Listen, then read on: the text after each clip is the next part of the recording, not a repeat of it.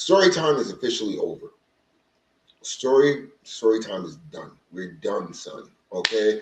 Because now we thank you for joining Wonder Woman. Now we need to focus on healing.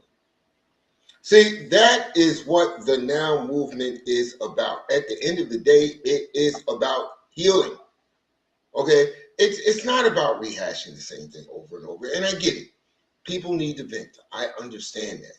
Okay, especially when you're first coming out of the fog, you want to vent, you want to tell your story. But I have to tell you this. There actually comes a point in this healing journey where you have to decide, make a choice.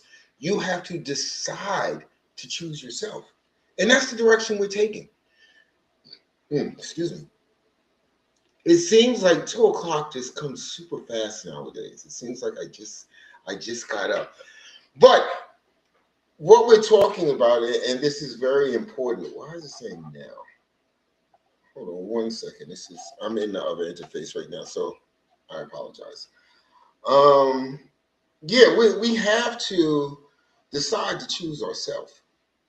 We have no choice. I get it. Narcissistic abuse, narcissistic dynamics, narcissistic demons. It is really a lot to deal with. I get it. I've been there. It's a lot to deal with.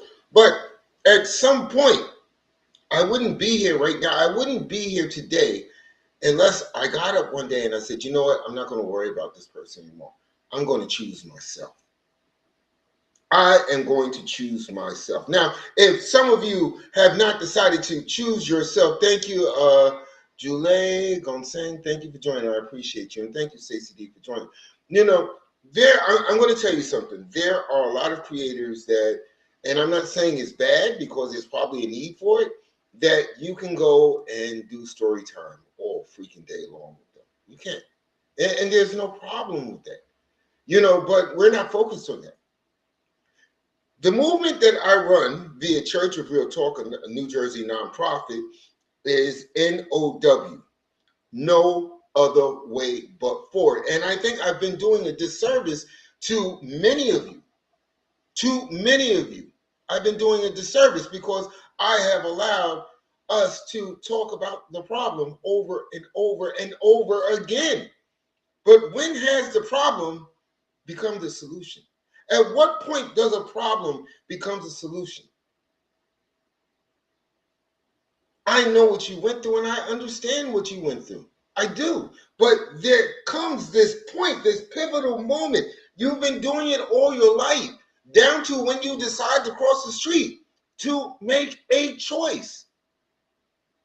You have been with this individual that has made your life a living hell. And I get it. You are trying to climb out of the depths. You are literally clawing your mind out of hell.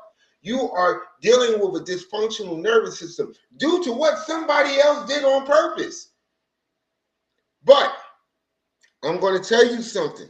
I got to tell you this. It's something my grandmother used to say to me all the time. She used to say, Butchie, are we going to sit up here and discuss the problem all day long, or we're going to try to find a way to fix it? And thank you, Narcotics, for joining. I appreciate you. And thank you so much for Somatic Saturdays. The Somatic Live that you did yesterday. I love that. And see, this is what I'm talking about. Solutions. This is exactly what I am talking about. Solutions. This young lady has brought something to the table that I saw from the first time I sat in one of her sessions. I'm like, oh, wow, this can help a lot of people. This can help people regulate themselves. Now, see, that's real people doing real things. And I need more people doing real things. We can sit up here. Do you want me to tell old stories? Because I've got hours of them. I've got days of them. Thank you for the likes. I appreciate you. I've got days of these stories. But how is that helping any of you heal? How is that helping any of you get through this? How is that helping you become the best version of yourself? So moving forward, from this point forward, I get it. I love it when you share. But if you've got to share, I need a solution. I need to, because I need all of us to win. I need all of us to win because, see, when you win, somebody look out their window and look, hey, what's up, Jess? Oh, Jess. Oh. So, again, you're at the right place. We're talking about solutions. We're talking about solutions. You know, so if you look out the window, the world isn't the perfect place. I know you get it on your feed, and I don't care who you actually voted for. Right now, you're probably looking at it like this is an issue. Do we sit up there and keep on looking at things, or is the first thing that comes to your mind, well, maybe if this person did this and this person did this, or this person said this, maybe we can find a way out? Why aren't these people that we put in these positions finding a way out? Why are we watching news where we're just discussing the problem? Every time you go to the gas pump, you know what the problem is. So do you need to discuss the problem more? Do you need a solution so gas prices go back down? I'm not throwing darts at anybody. I'm not. Okay? I'm not in the position of those people. But at the end of the day, discussing the problem has never done anyone any good whatsoever. If you don't have a solution at the back end, you got a business is failing. Hey, listen, I know why the business is failing. The cash register has no money in it. We're not getting any customers in here at all whatsoever. So what are we going to do? Well, let's sit down and discuss the problem for the next 5 hours. No, that's not going to help anything. At the end of the 5 hours, your business is still going to be doing bad. So what do you need to do? You need to sit down, brainstorm, and come up with a solution. When we talk about the narcissistic abuse, the narcissistic demons out there just destroying the lives of good empaths, there's a couple of things that I noticed here. As I came out of healing, wow, there's a pattern here. So instead of focusing on what they're doing, let's focus on breaking the pattern. Okay, thank you, Nautilus. I appreciate you being here. Let's figure out a way to break the pattern. This is what we've been doing all our life. Something's not working. There's something wrong inside that machinery. We've got to stop that thing from going sideways. We've got to break the pattern so that we can get that machine back online. You know, if you go to the casino after payday every week and then you find that you're broke, you know, hey, listen, there's a pattern there that you need to break. Thank you, CJ Rose, for the follow. I appreciate you. You know, there's a pattern there, and it's breakable. It might be hard because you've been doing this for X amount of years. I get it, you know, but you're tired of being broke. You're tired of working, busting your butt all week long, 40 hours a week, and at the end of the week, because you end up in the casino parking lot, you're broke. I mean, you got no freaking money. You had a little bit of fun, okay, but you say to yourself, okay, I got to stop this. I need to figure out a solution. It's the same thing with narcissistic abuse, and that's why I trailed off. Hey, Chantel, thank you for joining. You know, this is why I trailed off with the casino thing, because that's what you're literally going through when you separate or detach from your narcissist, your pet demon, as I like to call it. That's exactly what you're going through. It is literally withdrawal, because these demons, they are better than the best CIA operatives when it comes to brainwashing and tricking and deceptive techniques against people. And CJ Rose, thank you for putting that. My problem is family members. Yeah, hey, what's up, Survivor T? Thank you for joining. That, in a sense, is narcissistic abuse. Whenever you have a toxic environment, along with someone being capable of keeping control, okay, that's a narcissistic dynamic. Those are like the breeding ground for narcissists. You know, I can find an empath, which is usually the black sheep of the family. I can make their life a living hell, therefore making myself feel better.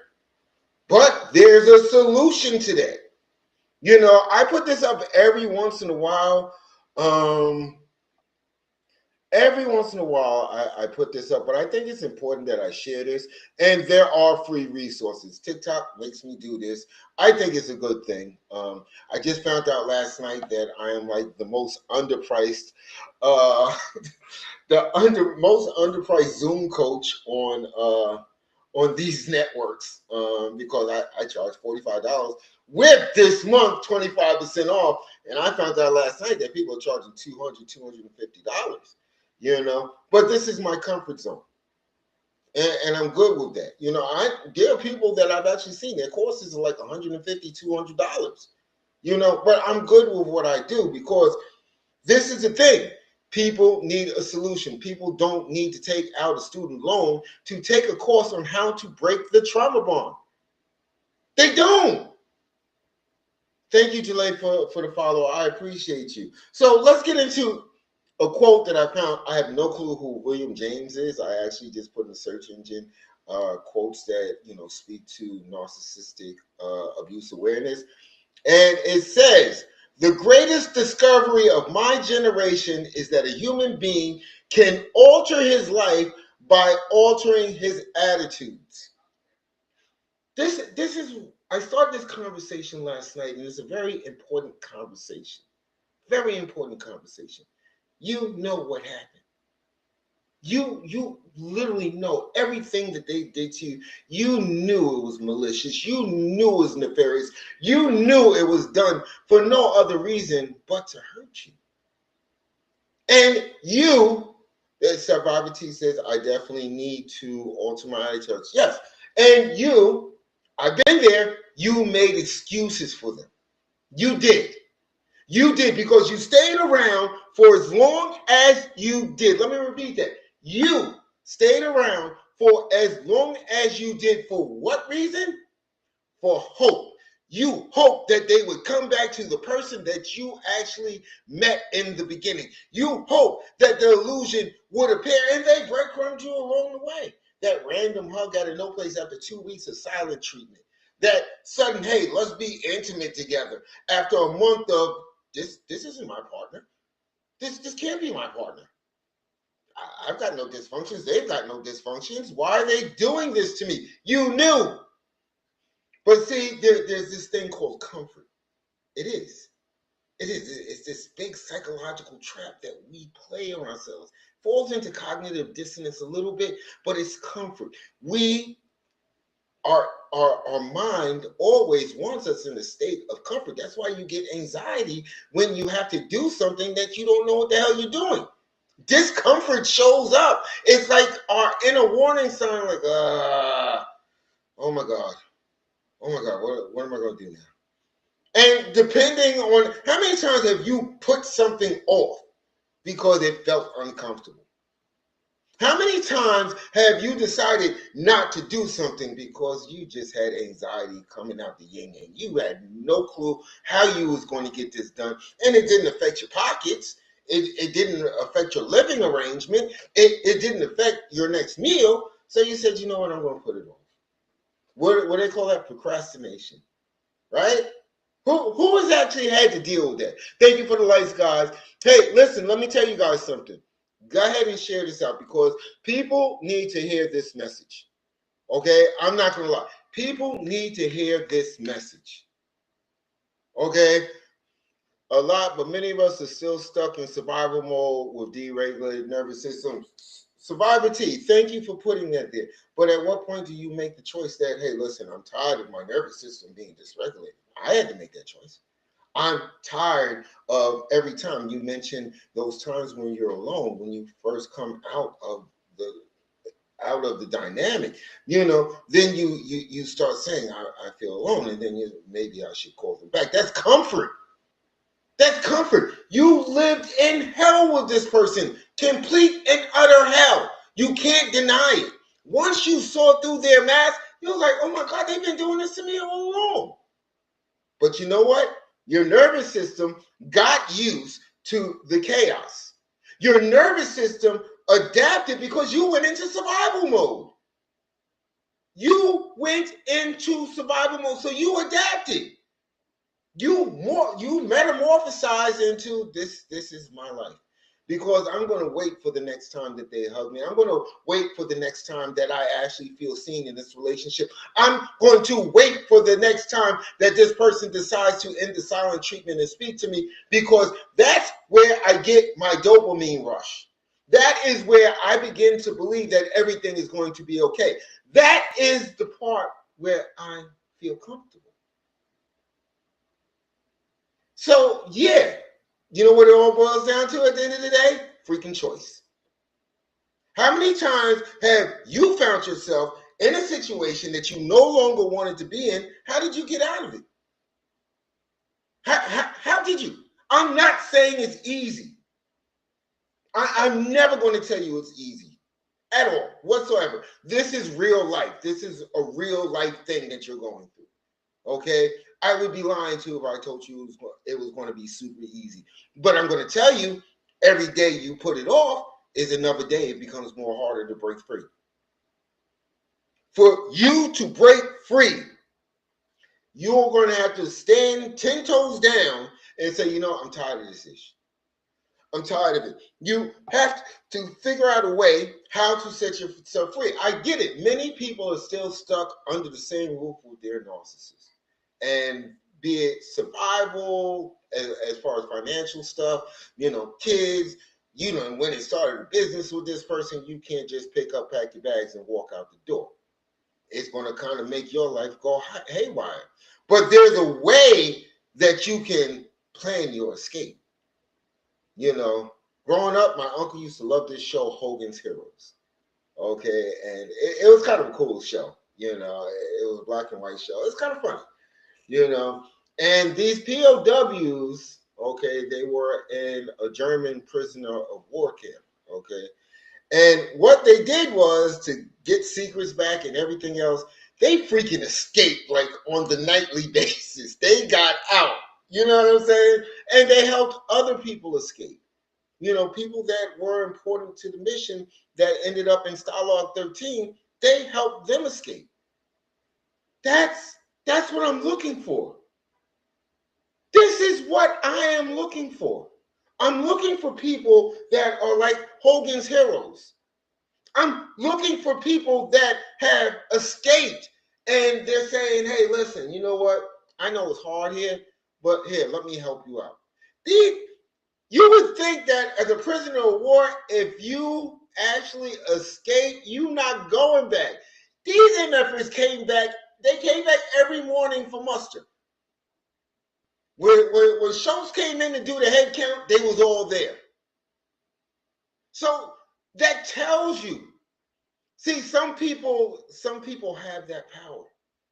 Some people, this is why Narc talks, she does what she does. She has that power. She wants to see, this is the mark of a true empath. And many of you, if you've been caught in a narcissistic dynamic for, I'm going to give you 2 years, at least you were main supplied. And being main supplied usually tells me that you're an empath. So you can't be like the people, the team on Hogan's Heroes, and escape every night and come back until you get your act together. You have to. See, healing is not just for you. It's for the ones that you care about and the ones that care about you. That's what it's not for the narcissist. Get that out of your mind. The narcissist is going to do the same bat-ish crazy stuff. Yes, Narcotics is right. Sometimes it is just choosing yourself every time you get triggered. Movement is medicine. Yes. Yes. You have to, again, look at your life. What haven't you overcome and you're here to talk about it? Think about it. Look at all the things that you thought was going to completely break you. But look at you now. Look at you now. Dealing with a narcissist is no different. It's not. Yes, they're demons. Yes, I give you that. I grant you that. I wish I could do like the Exorcist and just have somebody say, the power of Christ compels you and let's go through the world, just to get rid of them all. But it's not going to happen that way. You can't live in your full greatness until you let go of this trauma bond. I can't tell you any simpler. You're not going to get out of it. It's not going to remove itself. It's not. Then comes the really hard part. You've got to deal with the things that are broken inside. We all got stuff that's broken inside of us. Not to the extent that the narcissist says. That should just be a factory recall.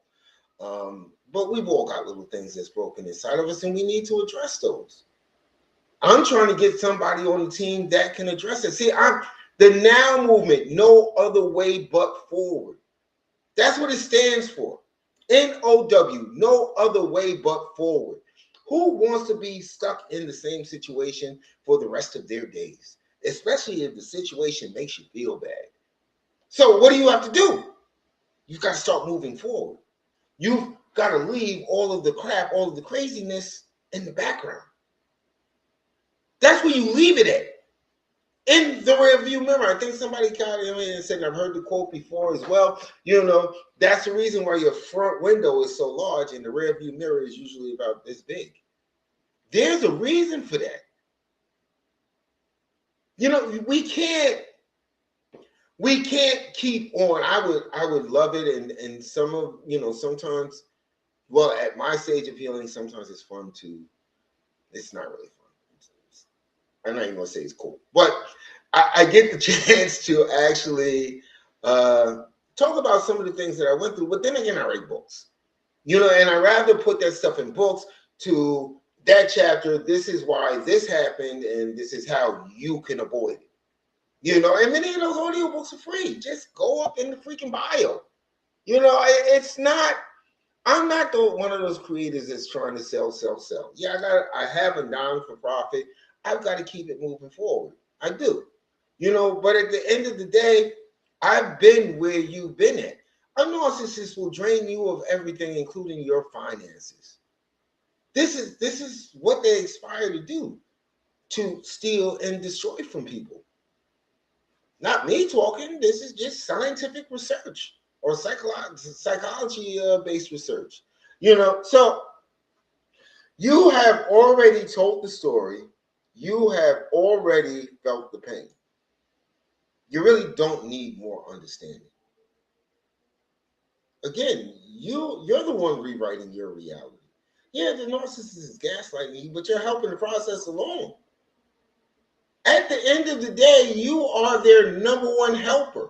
You're helping them go through this whole process of diminishing, devaluing, and taking your confidence away, and you're doing it on your own because you're basing it on hope. You're basing it on the fact that this person will change. They're not going to change. Again, this is research. They don't change.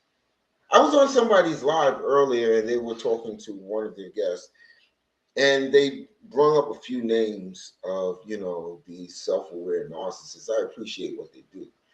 But most of them will tell you, I'm not healed. I just understand the mechanism that works in my brain a little bit better. And that gives me a chance to sometimes make a choice. But I've never seen self-aware narcissists say, hey, I'm completely healed. You need to take this path. They would be rich because all of us that have had a narcissistic abuser would run out and go get whatever they are suggesting to fix the person that we loved. So, you got to let go of the illusion. There's no simple fix for this. The simplest fix is for you to go ahead and choose you. There came a point in that situationship where you stop choosing yourself. And I get it. You stop choosing yourself. I stopped choosing myself. And when you realize that you have given until could not give anymore to a person that had no intention on reciprocity or showing you that they halfway cared or showing you that you were important to their life, that's a hurtful freaking feeling. But what do you do with the pain? Do you go into a corner and turtle up and Go on go binge eat something, go visit the guy on the corner to get something to numb your pain. What are you going to do then? What do you think would be the right choice? Because I'm going to tell you, the narcissist is still watching you. They're waiting for you to do that. They're sitting back on bated breath, just like this, looking at all your social media, talking to everybody that they think that you're still in contact with, that you have in common. They're trying to figure out, are they broken? Do they want revenge on me? Are they going out there smearing my name like I smeared theirs? You would think that this would make them leave you alone, but no. What you're doing is you're giving them supply. See, when you're upset, when you're angry, who are you focused on? You're focused on them, not you, them. And you need to stop focusing on them because you did that during that whole situationship. After the first few months, you took a seat in the back of the bus. Everything became about them. God forbid that you had something special going on in your life. They were going to diminish that and put the spotlight back on them. And they were going to make sure that you held that spotlight. So at what point do you think is the right time? I'm thinking nowish. I'm thinking nowish is the right time to decide that I'm tired of this. I want me back. I want the person that was out there doing stuff. I want that person back. I don't want the person that walks on eggshells. I don't want the person that is monitoring another adult's emotions so that I can stay safe. I don't want to live like that anymore. But you've got to actually say that to yourself. You've got to actually sometimes write that down. Sometimes you've got to type it 50 times and print it out and put it on your bathroom mirror, next to your bathroom mirror. But you need something to tell you this is the choice that I made. I want to get back to being me. And let go of the narcissist let go of you. Let's be honest here. If you've gotten out the dynamic, if you no longer live under the same roof, I can guarantee you within 72 hours they were in somebody else's bed. If that long. If that long. So I have to ask you again, this is not me. This is not my feelings. This is not, me feeling salty or bitter. This is the research. They need constant admiration. They need constant validation. So you become replaceable. Oh, you see what I am now? The mask? Wait, hold on. You're not seeing this mask anymore? Now you know about me? Oh, you gotta go. Because at the end of the day, they need to protect the mask. So you actually spent a huge point in that relationship protecting their mask. You protected their mask. When you were around friends, when people were asking you what was wrong, when you were feeling off because you didn't know why the person that lives in the same house with you was treating you like you was a cellmate, okay, you had no freaking clue why, and people are asking like, what's wrong with you? Why you seem so out of it? You're protecting their mask because you're not going to tell them. These are the people that literally actually care about you, but you're not going to tell them. Because you have decided that this person was more important than your own peace. You have decided, again, you was rewriting reality. Those days that you came to work and couldn't focus on your job. And you thought, hey, coconut oil for mom, thank you for joining. I appreciate you. When you get to your job and you can't focus because you literally walked out the door. Hey, what's up, Howard? Thank you for joining. You just walked out of the door from a complete rage out that as you're driving to work or getting on the train, you're like, where did that come from? Why did they rage out like that? All I told them was I was probably going to get a promotion today.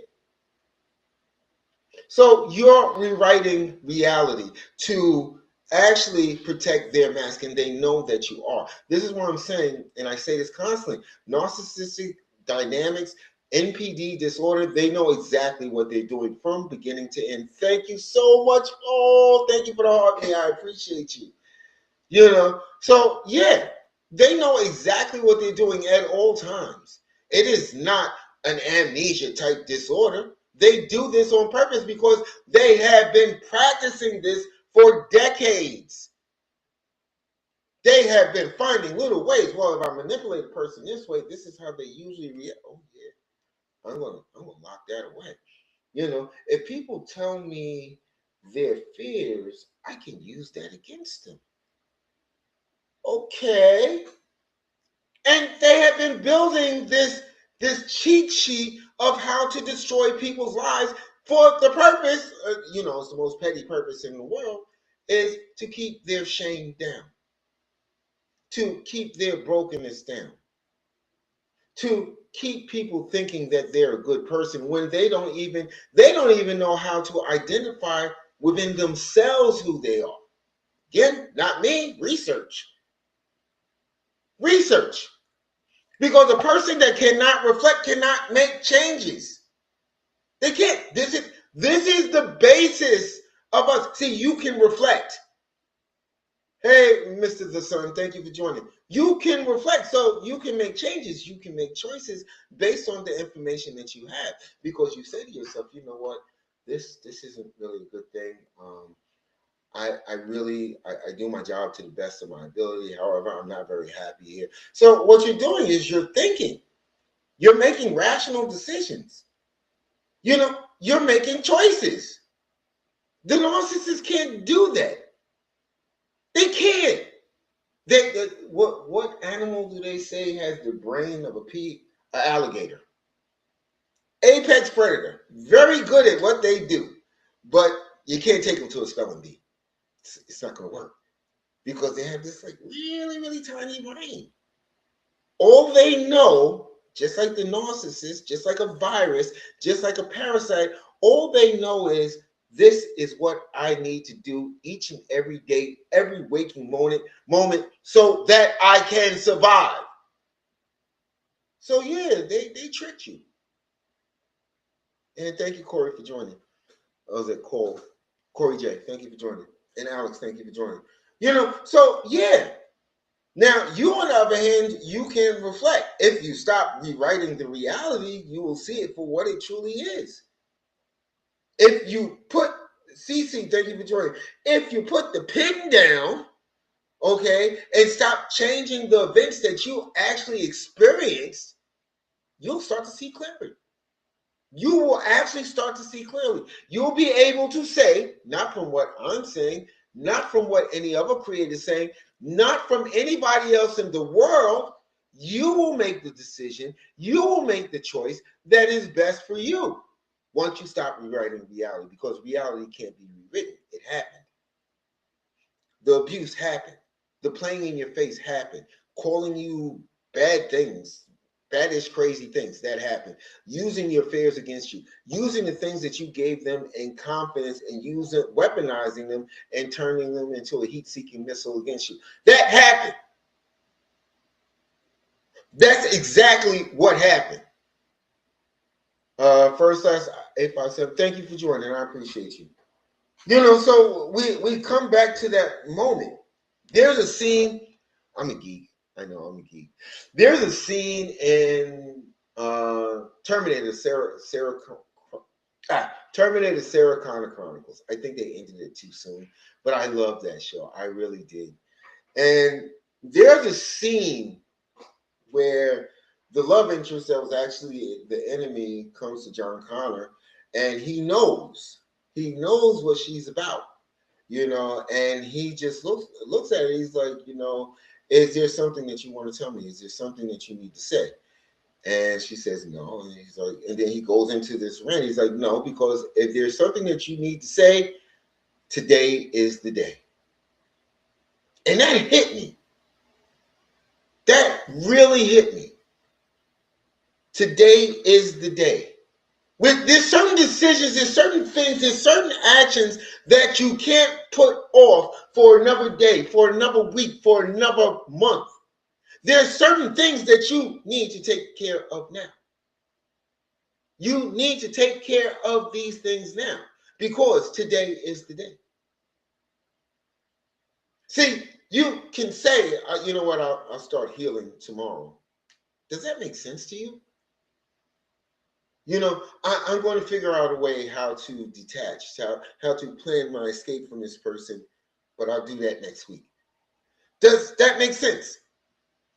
I'm, I'm not saying that if you need to get out that you're going to get out that day, but planning at that moment actually helps the process move forward. Waiting to plan a week, a month, a year later isn't going to help the situation. It's not going to make the situation go away. So, yeah, there's certain things that we need to act on now. Okay? You know, washing the car, it's a nice day out right now, washing the car. If you've got something that's more important, you're probably going to say, you know what, hopefully it's a sunny day tomorrow. I'll wash the car tomorrow. And that makes sense. That really does. I have something that's more important to do. So I'll put this off for another day. But how do you put off your peace of mind? How do you put off your stability? How do you put off your capability to actually go find someone that's going to treat you right? And yeah, at the end of the day, it matters to that because many of you sitting back saying right now to yourselves, I wasted so much time with them. And some people that say, I wasted so much time, I might as well just stick around and deal with it. But if you're like me, you will, if you haven't now, you'll begin to understand something that's very important. Something that you've understood since grade school, since you became sentient. Life goes on. And you're here for a reason. Hell, even the narcissist is here for a reason. They're here because we as empaths, sometimes we need to be tested just to find out how strong we truly are. And once you heal, believe it or not, you find out the amount of resilience that you have inside of you. And there's probably a flying monkey that is going to watch you heal, and they're even going to be amazed at you. Because they know that they're a flying monkey. They know what the narcissist is doing to you, and you are unapologetically healing. You are unapologetically helping other people heal. You are unapologetically saying IDGAF about the narcissist. I don't care about you.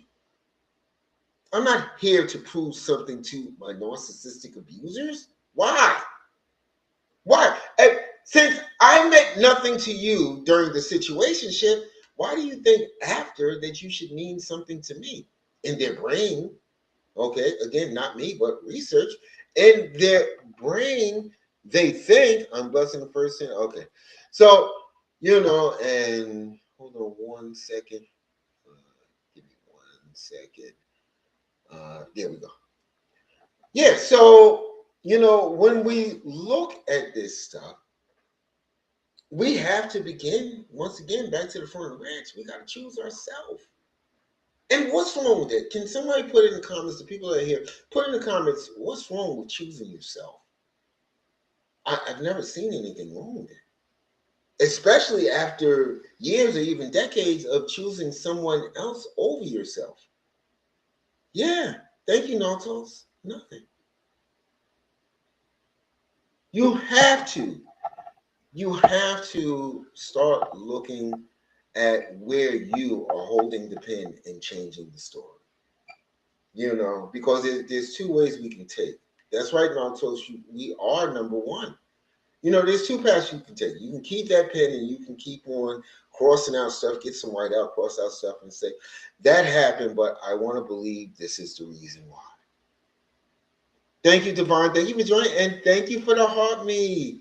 Thank you. We have to decide that. Why am I changing this chapter? Why am I sitting down writing that, giving this person excuses? Because that's what you're doing. You're excusing bad-ish behavior because deep down inside, they're not going to take accountability for it. If you've been, courage is not a damn thing wrong with choosing yourself. That's right. Thank you. Thank you. You know, you know that they're not going to take accountability for after. Yeah, you know they're never going to take accountability for nothing. They're going to find a way to flip it on you, make you blame yourself, and hence the craziest back-ish stuff that I've ever experienced in my life is have you apologize for something that you didn't do because you told your mate, your partner, the person that you're trying to build a relationship with, you told them to hold themselves accountable for how they acted. Guaranteed rage out. Guaranteed dog. Guaranteed. You think you're in a narcissistic dynamic? Make them be accountable for anything. Anything. They're not going to do it. So why do you keep on rewriting the story? Why do you keep on saying, yeah, I know they did this to me and it really hurt me. And I told them that it hurt me. But you know what? Let me cross all that out and say they're going through something. Are you giving yourself that much grace? Aren't you giving yourself that much grace? When you are going through something, was the narcissist ever there for you? I mean, serious stuff. I'm not talking about you stubbed your toe or you left the house without your keys. Yeah, we all going through something. That might be the response you get. I have been on these lives with people with medical conditions. I've been on these lives with people with financial conditions. I've been on these lives with people who have lost their jobs. No support from the narcissist. See, if it doesn't revolve around them, why do you think they have time for it? Thank you, Devon. I appreciate you. Why do you think, oh, thank you so much. The Gold Popular. I've never had one of those and I love it. But, when you need them the most, see, this is the mark of a real or fake relationship. If it's truly a relationship, we would think that our partner would be there for us in those hard and trying times. They should be the first one there. Hell, they live in the same house. They should be the first one there to support you. You could be like, you know what? I'm going to call this person. No. We're going to figure this out together. See, to me, that's the mark of a real relationship. If I'm wrong, please correct me. The person that says that they love you, the person that you say that you love, should be there for you in those times of need. You should not have to go anyplace else. Was the goal not in the beginning to build a future? Did you have that on your bucket list when you fell in love with them? Because they never fell in love with you. It was all just an illusion. The new supply is going to find that out real soon. There was nothing of substance there. So at what point? At what point do you stop, again, picking up that pen and rewriting reality? When do you stop saying, I lost my job today and I was really bummed out because I was 2 weeks away from retirement and I came to speak to them and they ignored me and told me they didn't have time to talk about it? Because that's literally what we do. That is literally, this is why there can be no other way but forward. Because all the narcissist is going to do is drag you back. There has never been a narcissist in the history of this world, this planet, this realm that we live on that has given anything of value to society, much less their significant other. Their significant other, in their mind, that phrase means my source of supply. That's what it means. See, significant other means something different to you. That means the person that I care for, the person that I want to uplift, the person that I want to see win. Again, we go back to picking up that pen once again. I told them the greatest news of my life. I just got a new promotion, or I opened up a business, or I completed my book, or I completed this project.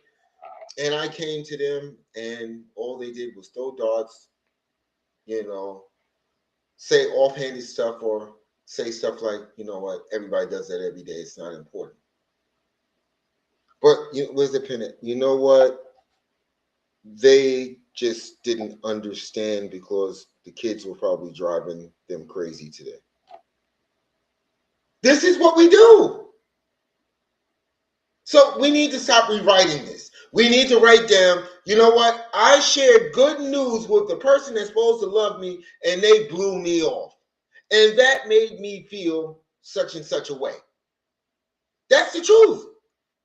And pin that someplace.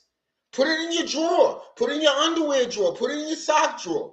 And every once in a while, when you're sitting up there saying, you know what, this relationship feels off, pull out those notes.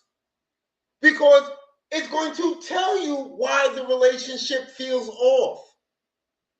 And I want to thank all you guys for joining. I really, really do. I appreciate this. But this is the direction that we're taking here with the Now Movement. This is the direction. We can't sugarcoat this anymore. Okay, we can't circle jerk discussions about this happened to me, this happened. You know what? At the end of the day, and I'm not diminishing anybody what they went through, but I'm telling you, go find another survivor. They're going to tell you that they went through the same thing, just a different face, different shell, same freaking demon. So we need to figure out a way to pull other empaths out of this.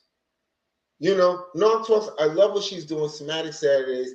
I'm going. It's always something that supersedes your needs. Yes, Norm talks is right. Dealing with a narcissist, they have to have the spotlight on them 24/7. Okay, they need to. So if you do something, it actually makes them feel threatened. When you get that promotion, when you get that new job, when you open up that business, they immediately feel jealous. They will either try to get in the way and do the sabotage thing, or it's literally like this thing that I used to call, it's like not knowing but having a pocket hater. A pocket hater is someone that's close to you that is so close, it's like they're in your pocket. The person that says that they love you, if they're a narcissist, that is your pocket hater. That is exactly your pocket hater. You're wondering why you can't share. There comes a point later on in the relationship where you don't even want to share good news. They find out by mistake. Why didn't you tell me about this? Well, in the back of your mind, before you start writing with the pen, you're saying, because it always upsets you when I'm doing something. It always upsets you when I accomplish something. It always makes me feel like you hate me. And thank you for the likes. I see. I see. People are agreeing with this. So that tells me that people are ready to heal. People are getting tired of story time. People are making that choice. There's somebody out there saying right now, today is the day. If you don't do it today, when? When is a better day? When is a better time to begin regaining your identity that slowly got eroded within a relationship that was so toxic? And you knew it was toxic. It was so freaking toxic that, the first day you get free, I think the first day I got free, I stayed in the shower for about 2 hours. Just letting the water run over me. Just thinking like, oh my God, I can't believe this. I finally got free. Norfolk says, every time we get triggered is an opportunity to choose ourselves. Yes. Yes, and this is what I'm telling you guys. Non-12s, I hate to do this publicly, but you need to send the stuff that I requested for your Somatic Saturdays so I can build the page on the website. It's going to go under resources because I truly believe, thank you so much, Divine, thank you. I truly believe that it is important, it's necessary, and it's taking action. See, I want to surround myself with people that's taking action. You know what I'm saying? I want to be, it's like being part of the Avengers. The Avengers don't sit around all day, drinking soda, playing video games. It's like, oh, let Spider-Man handle that. They don't do that. They jump right to action because they have taken, in the comic book world, they've taken an oath. Oh, thank you so much. Oh, I love the heart me. Thank you, Jess. They've taken an oath to go out there and be of service to others. So you'll never pick up a comic book or see an Avengers movie where they just sit around and be like, let Doc Strange. I'm tired of fighting that person. Listen, I'm taking a break. I have a much needed break that I need. So I don't want to be bothered right now.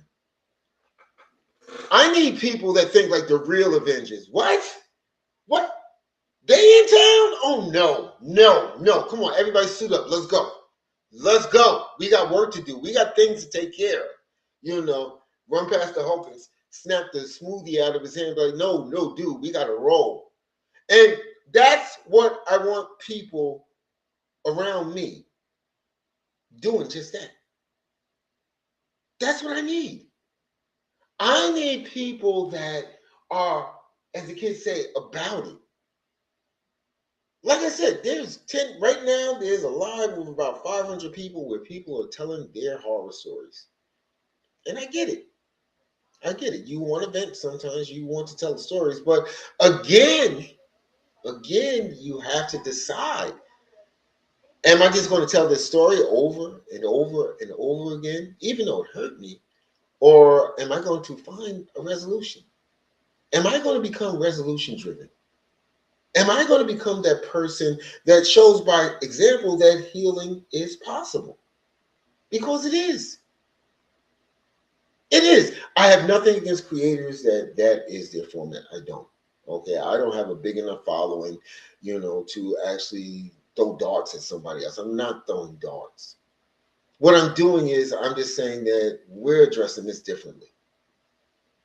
Everybody's allowed to have their own mindset, the way they want to do things. I'm addressing it differently. I have a nonprofit. Okay. I have the Now movement that falls under that nonprofit. Let's get some trauma healing going.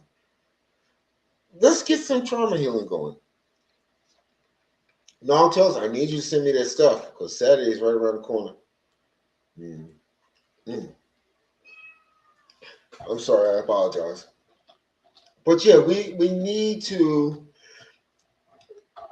and I get it. The trauma bond is a huge freaking trap. It is. It is literally, because you get to the point. Stop. No, stop. You get to the point where, hold on, let me read this. We are responsible for bridging the gap between the mind and body and spirit, our dissonance. Yes, you are correct. The trauma bond is nefarious within itself. I'm going to say something that's going to piss a lot of people off, but we allowed ourselves to get trapped in the trauma bond. I include myself. I'm not pointing fingers. I am including myself.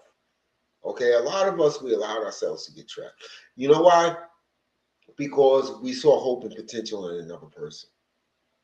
We did. We didn't even look at ourselves because it was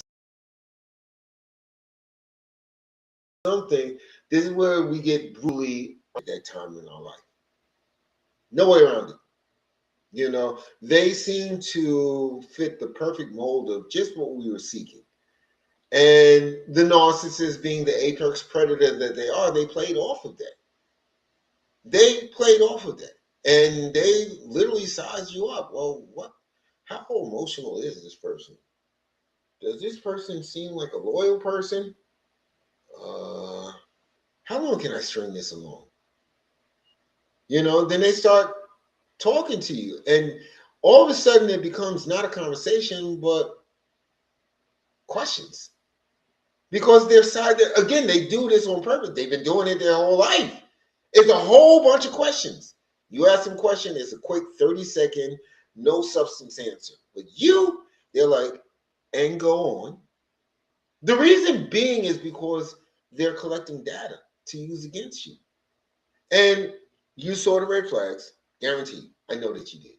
Whether it was them moving too fast, maybe it was the gifts out the blue, maybe it was just the way that they seemed to hang on your every word, the way that they gave you attention, the way that they made you feel seen. I get it. And you fell for that. So when the red flags came up, you got into a war with your nervous system and your mind. Your mind is saying, you know what, this is moving too fast. I wish we could slow this down. this, that, and that. But this, I don't like the way they keep on asking me questions, and I don't know nothing about them. And then the other side of you starts arguing, saying, "We are freaking happy right now. Leave me alone. Leave me the hell alone and let me enjoy this." Okay, this person is just it's me. I'm looking at me. It's a mirror reflection of me. How can that be dangerous?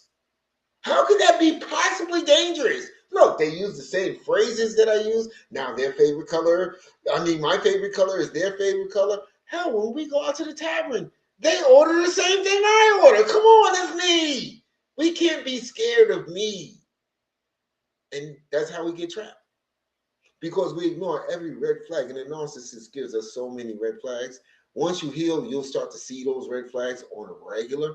You'll start to see the toxic dynamics in people on a regular, but you got to heal. You've got to heal. That's the only thing that they leave us with, is the ability to spot another narcissist. That's why I kind of think that's why they're here, because our higher power, they're like the final exam, to see if you are worthy of walking into your purpose. Because if you can beat this freaking demon, okay, like I said, I've been through this 3 times. And that's why I kind of think I needed to go through this. I needed to understand this so I can be here. So I can talk about this. So I can have the ability to help someone else.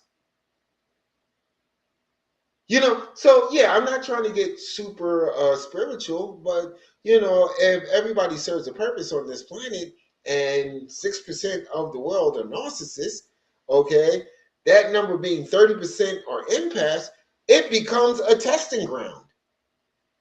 Who's worthy of going out there and helping others? Sometimes the narcissist will show you things that were broken inside of you. After you heal, you find these things out. I want to tell you, you definitely find these things out. You'll find little pieces of you that have been broken that you've ignored. You'll be able to shore up those defenses so that another narcissist can't get back in. So if that is a good enough reason for you to say today is the day, then please go ahead and say it. Please go right ahead. And thank you for agreeing with me, Knock Talks. And thank you, Keith, for joining. And thank you for the follow. I appreciate you. I definitely appreciate you. We have to live in our purpose. Okay, and I don't know what anybody's purpose is, but I truly believe, okay, and I don't think I'm wrong, because I wake up, I think about this, I read books about it, I listen to audio books, I'll go to sleep watching stuff on YouTube about this, just trying to get a better understanding. I was on a podcast with Dr. Hughes, and I forgot that I did the podcast. It was like that. I think I did it back in October or something. And I got so wrapped up in building the Now movement that I literally forgot about it. So I go on YouTube, and since I guess he put Church of Real Talk in the description, it popped up on my feed, and I'm like, the hell is it? Who am I sitting next to? Somebody stealing my content? Oh, thank you so much, Keith. Is someone stealing my content? And it was the interview, And I watched the whole thing, not because of ego, just to ensure that even back then I had a grasp on this. I understood what I was saying. I wasn't sending someone down, the happy path. And he entitled it, I never knew he was going to, but he entitled it Narcissists versus Empaths. He's a psychologist.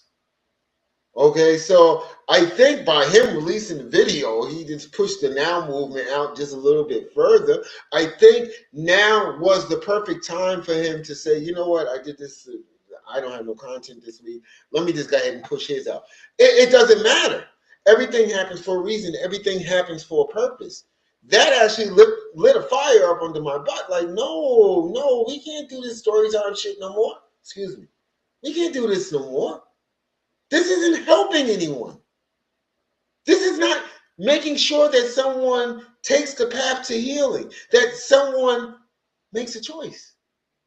So, you got to look at that. Another thing is, and this is what many survivors go through. I think at the very beginning, I kind of went through this. I was kind of resistant. So here's the deal. Knowing is not enough. We must apply. Willing is not enough. We must do. And that came from your boy, Johann Wolfgang. Okay? Understanding, I thought that after I wrote No More Chains, How to Spot, Stop, and Survive Narcissistic Abuse, I thought, I mean, that was my ish right there. You know, I was sending out copies to like newspapers and journalists around the world. You know, because I was like, okay, this is the truth. I understand this. You know, read it a couple times myself. I was like, yeah, I got this down pat. You know, I definitely understand it, but it wasn't helping me. I understood it. I understood the dynamics. I understood the mechanism that is the narcissist. I understood that clearly, but I wasn't fully healed yet. See, when you heal, you understand, okay, you understand what happened to you. But here's the kicker: you have to understand why you allowed it. Something that we don't want to face. This is what causes shame in survivors when they first come out. They don't want to admit to themselves why they stayed. And Keith says, I totally understand what you're saying. Thank you so much, Keith. I appreciate you. I appreciate you. I only try to speak truth. I do. Um, but yeah, when we look at it, thank you so much for greeting those people because you know my thing don't scroll. When we look at, there was a mechanic inside of you that allowed you to put up with it because when you look at people in your life throughout your life, how many people would you have let do the same thing that the narcissist did to you before you cut them off? Think about that for a second. So there was something different about the narcissist. See, most of the people that we end up cutting off, they're actually not apex predators against empaths. They're not. They just have a couple of toxic things. They rub us the wrong way. They do something that we really can't forgive. So we cut them off. That doesn't make them narcissists. Get that straight. That doesn't, just because people are slightly dysfunctional doesn't mean they're narcissists. It just means they're slightly dysfunctional. Okay? But most of the people that would have done 2% of what the narcissist did to you, you would have cut them off. So now becomes the unpacking stage. This is part of your healing. Okay, this is why I got hooked on Carl Jung. He was actually the easiest way for me to understand the fact of we all have shadows. We all have things that we just don't want to deal with. So it becomes, and I said this in a video with Dr. Hughes, it comes to this point. In a sense, when we embark on that narcissistic relationship, we literally signed a contract. Okay, and this is like Carl Jung's way of thinking. We sign a contract. And that contract is because we see something in the narcissist, not just ourselves. Okay, because that's the whole mirror thing. But we look at how they carry themselves. We look at this false confidence and we look at things that we feel that we're missing inside of us. And we sign this invisible contract that says, you know what, as long as you help me gain this capability that you have, I'll put up with all the BS. And then we pass it. We do this not on a conscious level, but a subconscious level. And we have to figure out why we keep on, especially for people, like I said, 3 times for me, you know, especially for people that constantly find themselves like a revolving door. Why do I keep on finding these toxic efforts? They all start out the same. Hey, what's up, TJ? Thank you for joining. They all start out the same, and then they turn to like that stuff at the end of the stick. The hell is wrong with me?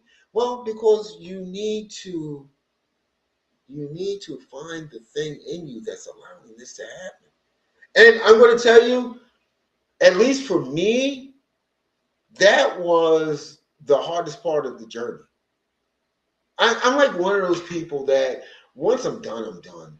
You know. So the Hoover or the attempted Hoovers weren't that bad. I just needed to find a way to control my emotions so I no longer reacted. That was like the big thing for me.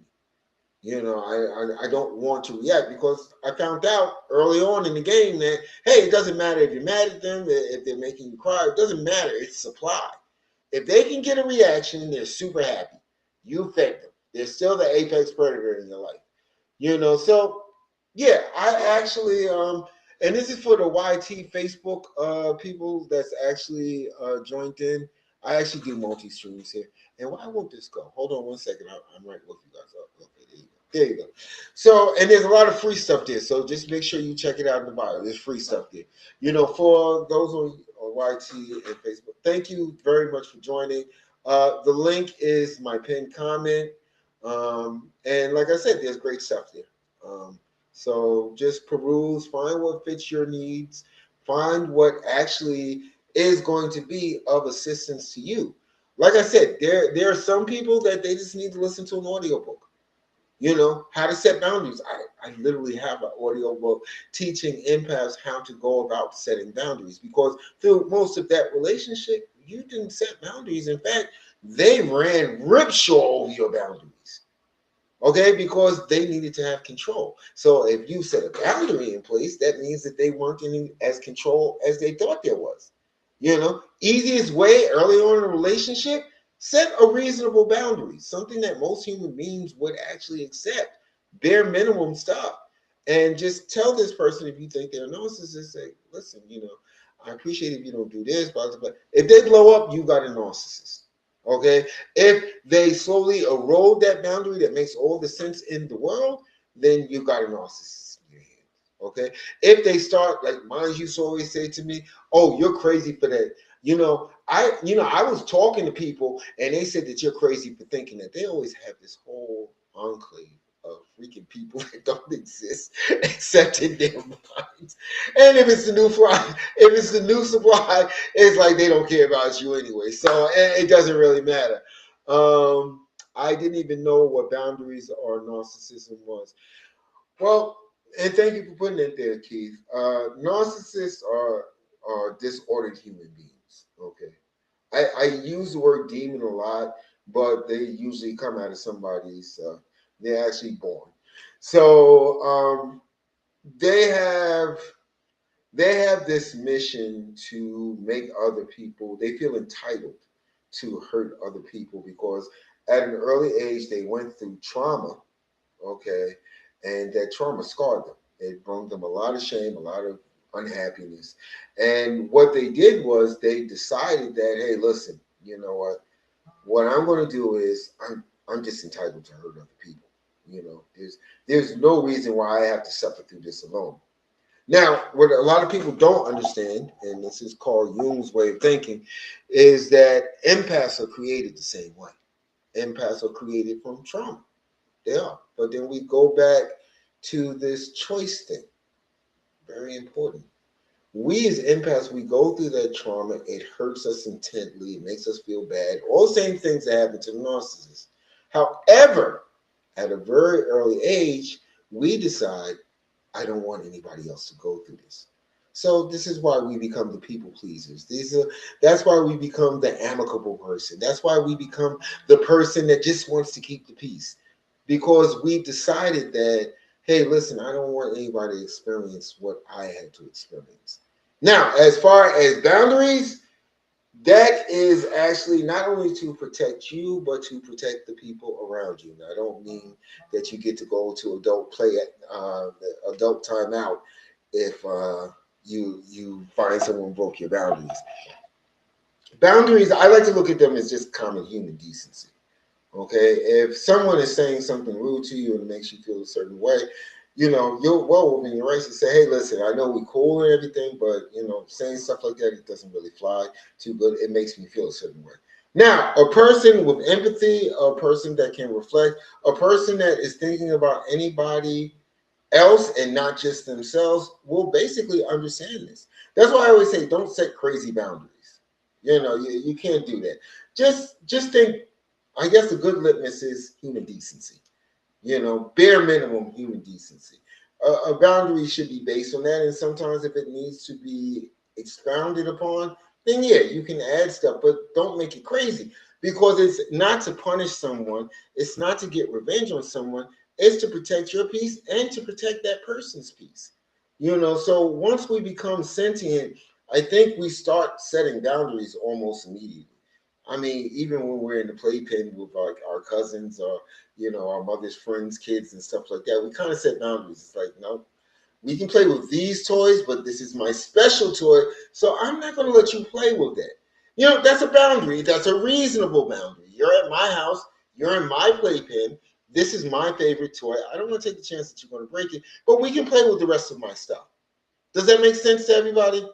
I know I come up with these crazy analogies. I think I'm bad. It's crazy. Thank you guys for the likes and everything. I appreciate you. But so that's what boundaries are. Now there is a free audio book about boundaries. So if just listen to the audio book. It's free. Up in the bio, blueprint, all up there. So yeah, and another thing is that like Wolfgang said, willing is not enough. Very important part of that quote. Willing is not enough. We must actually do. Any motivational speaker will tell you that. Okay, I don't care who you listen to. I used to love Grant Cardone, but I was like, he's part of the problem now. Hold on. Yeah, I used to love Grant Cardone. I used to train teams, and I used to just actually make my presentations based around a lot of things that he said. But now I'm like, he's part of the downfall of America, so I really don't follow him. I don't hate what he's doing, because dude does have a jet plane, his that he paid for. But yeah, willing is not enough. We must do. Okay, so we can have the best intentions in the world. We can have the very best intentions in the world, but if we don't act on them, they just stay thoughts.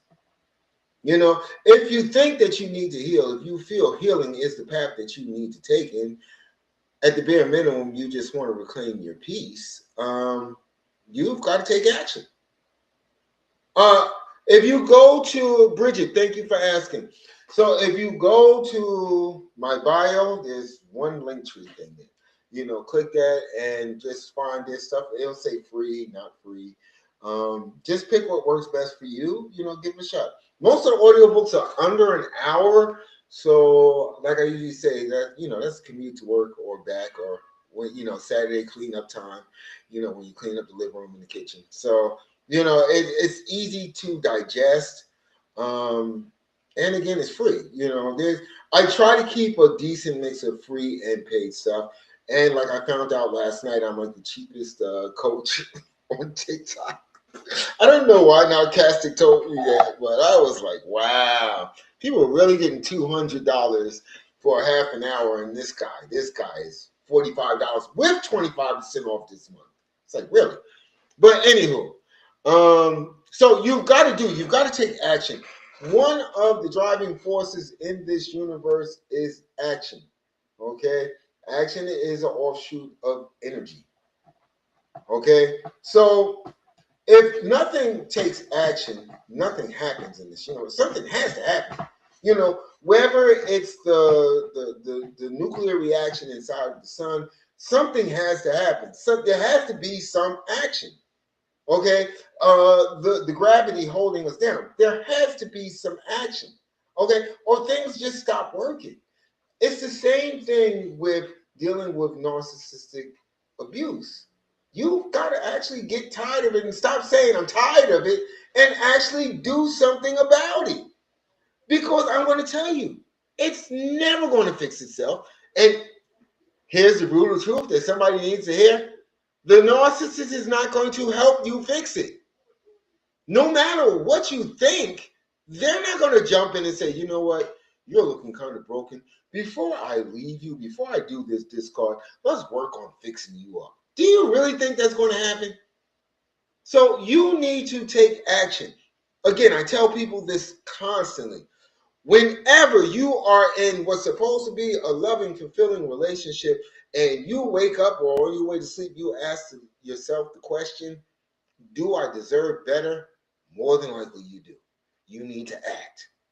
You need to act. So I hope I answered that for you, Bridget, and thank you for following me. I appreciate you. So yeah, so you need to act. Movement, as Narcastic will say, movement is very important. Okay, movement is very important. I have found that when I was going through the early stages of healing, sometimes closing up the laptop and just walking around, the area actually helped me. Just starting to move. When you start to doubt yourself, sometimes throwing yourself into action. Everything begins with action at the end of the day. Even if you believe in the Big Bang Theory, there was action there. Something had to happen to make all of this exist. And if you believe it was God, then it's the same thing. He had to wake up one day and be like, you know what, man, it's kind of empty around here. What am I going to do today? Hey, I got an idea. It takes action. So you can't just leave the thought there and hope that the thought is going to take action. No, the thought by default is just a thought. Hold on one second. Let me see this. I don't even know how to get this. I have no clue. Give me 1 second, guys. I'm sorry. I'm trying to figure this out. Okay, I can't figure it out. But anywho, hopefully it'll show up in my messages. But yeah, so we have to, you know, see, another thing is, and this is where I want to be super truthful about no way but forward. A lot of people feel, and I actually, I think it was 3 weeks ago, I finally finished up the course because I started noticing in these lives and comments on my posts and stuff like this that a lot of people feel guilty for leaving. They feel that they are abandoning the narcissist. Now, that is the narrative that they will tell while they're trying to smear your name. They tried everything, blah, blah, blah, blah, blah, blah. And look, they just left me. That's usually a reverse discard. Nobody knows what went on behind closed doors, why you had to leave. But they'll paint that narrative. But I think what I came up with was my course, Detached Without Guilt. Because due to the victim stories that they told you in the beginning during the love bombing stage, and usually when they figure out that you know who and what they are, they'll usually give you this line. It'll be kind of offhanded. They might say that you're passing each other in the hole. See, everybody does me this way. Everybody just leaves me at my worst time. No, no, you were an asshole through this all. You were very mean. You were very vindictive.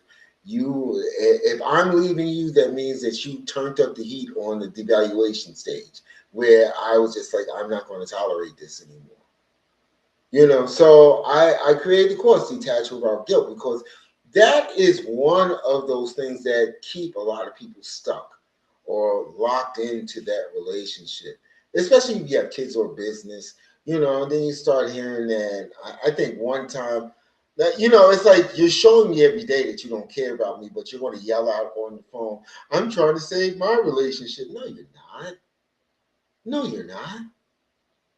I mean, in a full parking lot, talking to whoever, it was like, I can't get involved in your stuff because I'm trying to save my relationship, because they knew I was done. You know, so you have to be able to find that place within yourself where, again, you stop rewriting reality. You know what they did to you. You know what they did to you. I don't have to tell you what they did to you. You were there. And you have to stop feeling guilty. You have to stop feeling like you're abandoning them. And there's a process. Again, everything has a pattern. you know. And I think I broke down a lot of what I started to feel um, during the early days of coming out the fog. And that's that time period where you keep on giving them chances, more and more freaking chances. It's like playing freaking Uno with them. You just keep on giving them freaking chances. And it's like you have to, again, you have to stop rewriting the reality. You're like, I'm not fixing anything. If you've been trying to fix a relationship, let's just throw out a number for the last year, and you've made no strides in fixing it. At what point do you decide this is a sinking ship? And I'm not saying that to, diminish anybody's relationship. Again, there's a whole bunch of stuff. You don't have to listen to me. There's a whole bunch of stuff online so that you can make, a decision for yourself. But like I said, if you feel like you're not loved, if you feel like, you deserve better, if you feel like this person has never been in your corner, do you still call it a relationship? If you're the only one that's trying to fix it, do you call that a relationship? I mean, you have to ask yourself these basic questions, and somebody put, hold on one second. Keith says, mine was a very good covert narcissist for 21 years. Yeah, that's the thing. We end up decades, and I don't even know you or your narcissist, and I'm not trying to make judgment, but I can guarantee that you kept on trying to fix it. That's why you got to that number of 21. You kept on trying to fix it. We have to start to understand that, and we have to start to understand that this is our life. When mom and dad made us, unless you came out with a twin, be it identical or fraternal. Oh, guest request. Hold on one second. I'm gonna let Keith in. Okay. So I'm gonna let him in. What's up, Keith? How you doing today, man? I'm good. Okay. So, well, I figured you had something to say. Remember, solution driven. We're resolution driven here. Okay, so I'm gonna give you the floor. I will. I just wanted, everything you're telling resonates very well with me. Thank you. I did have some childhood trauma, and I found myself trying to complete myself in my relationships, and was very vulnerable. I was 2 for 2 on narcissistic wives. My second one, 21 years, I had no clue. She was the perfect Christian wife, or so I believed. But she was also a low-key rug user the whole time, and made excuses for it. Okay. Medical conditions and stuff. But right. She came into some money, and she started getting really worse on the rugs. Oh, wow, yeah. That's when she started making mistakes, and I was like, I had no clue. Yep. I 100% hook, line, and sinker thought she was the mask. And that hit me really hard. Then she turned into a malignant narcissist and tried everything in her power to destroy me. She went as far as, you know how they separate you from your family and friends. Yes, the isolation. The isolation. She had everyone convinced that I was going to unalive myself. She had it set up perfectly. Yeah. By the grace of God, I'm here because she threw away the pew-pew at the last second. She had it. Wow.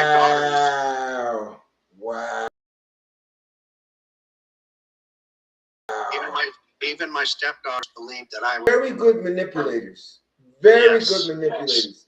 So again, since the now movement, our new thing is, what would you give our listeners as far as resolution?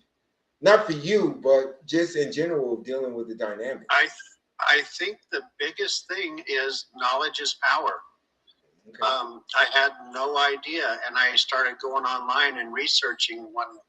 First was I noticed all the cheating, and it was that was her thing. She never told me, but I truly believe now that she was SA'd by her own father as a kid. Wow. That's was probably trauma that created her. Yeah. So that was her food was the cheating and the validation. Getting away. Yeah. So once I figured out that who she was and what she was trying to do to me, I learned the gray rock technique. That's a very good thing to reduce the amount of hurt that they can cause you. Yes. She did have me financially bound there. It took me, after I figured I'm still digging my way out, bro. I know. Yeah. I know. It, And I luckily, blame got myself because I listened. Yes, yes. There was a lot of self blame. Yeah. Why for 21 years did I sweep all the red flags under the rug? Yep. Yeah. Yeah. So luckily, I got my disability back pay. Good. And I planned it out. I had to live with it for a year. Her still doing everything she was doing, letting me know she was cheating without, what I mean. Actually letting you know, right? Torturing me. Yeah. And thank God, her children that I raised were all grown and gone. Yeah. And I was able to shut that door. I filed for divorce the same day I left, and I haven't spoken to her since. There you go. That's what I'm talking about. And Dawn Marie, I feel you. Thank you for joining. But that's what I'm talking about. I love that. Again, it's you only make it as hard as you think it's going to be. And I get it. In the back of your mind, you think that this is going to be impossible. This is literally mission impossible. Yes. But you can do it. You just have as we just listened to Keith, he decided, thought into action. And many people don't understand whether you're spiritual or not, you believe in the universe, whatever. There's some truth to that. Once you put your mind to something, you will make it happen. So if you put your mind to the fact that you're going to stay, guess what you're doing? You're staying. But if you put your mind to you're going to get out, the universe will, your God, Allah, Buddha will open so many doors for you to find your way out. Yes. So yes. And like Dawn said in the comments, they turn your children against you. Yeah. The children will figure it out eventually and come back. My oldest one just started talking to me. Yeah. So I have other good news. Recently, it took me 2.5 years of fighting. She drug out the divorce, and I just got it finalized 2 weeks ago. There you go. I used her I knew her, and I knew that she wouldn't go into court and let all her lies and one of her daughters was going to testify against her. Oh, wow. So when the trial was coming up, I gave her my final offer, and I said, this is the least that I'll walk away from this from. Right. She accepted it. She accepted it to keep from going to trial and being exposed. Yeah. Well, the mask is always important. The mask is always important. Yes. And Dawn says, congratulations to you. Yeah, I'm happy for you. I'm happy for you. And this is what I'm talking about, people. It's not as hard as you think it is. I know right now, if you're in the midst of it, you think it's hard. You think it is definitely impossible. But life is literally like Pac-Man. There's always a way out. You just have to figure it out. Oh, wow. Yeah. But I'm glad. And another thing that you said that caught my ear too earlier, you said, paths cross for a reason.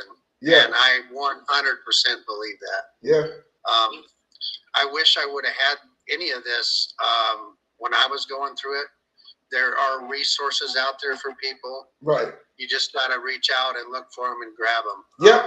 Yep. You're right. Thank you. And thank you, Paul English, for joining. This is the thing, people. And I want to thank you for coming up, Keith, because I definitely got to get up soon. I've been up here for an hour and a half. I'm not one of those guys that do 4-hour lives. I can't. I go to sleep on everybody. Yeah. But I will be back tonight at 8. That's what I do, 2 p.m. and 8 p.m. I just want to leave everybody with one thing, okay? At the end of the day, the decision is yours. Okay? It's not the narcissist. It's not your family members. It's yours because you know what you're going through. So what you have to do is you have to actually let reality stay as reality. You experienced it. Stop making excuses for them. Stop making excuses for yourself. And and there's nothing wrong with peace. I want some peace. I'm tired of walking on eggshells. I want to feel good about myself again. There's nothing wrong with that, Right. So with that, you have something you want to add, Keith? I'm sorry. No, I was just going to say that's exactly what I do. You see the helping hand in my name. Okay. We're a network here on TikTok, and we deal with the narcissist as well as all types of DV, SA. Okay, cool. Health. You need to show up. You need to, as time permits, Send me invites to your lives. Please show up for our lives because we have a lot of people. I'm sure you have national stuff, right? Because I didn't send people to 988 because 988 will actually filter the calls and send it out. But if you can join us on a couple of nights, I would appreciate it if you can give people resources. I really think that would be of great help, especially for, I know men go through it too, but there's now stuff opening up for men as well. That's my platform. I only have 2 lives a week, and it's for men to open up and talk about their feelings because men are conditioned not to. Right. Of course. Society tells us, suck it up, put it on your underwear, and go find somebody else. Yeah. You know? But never I will send you the stuff, and I'll definitely keep in contact. Yeah, definitely. And, we're all here for the same thing, to help people. So. That's it. That's what's up. I love that. As the movement grows, we're gonna make a change in this world. We're definitely gonna make a change in this world. Amen. All right, I got to get out of here, guys. I will see you tonight at 8 p.m. I want everybody to have a great day. I want everybody to stay powerful. Okay, remember, we are now resolution driven. Okay, and I want you guys to keep healing. And the reason why I do everything I do, love you guys. Have a great day, everyone. Thanks, English.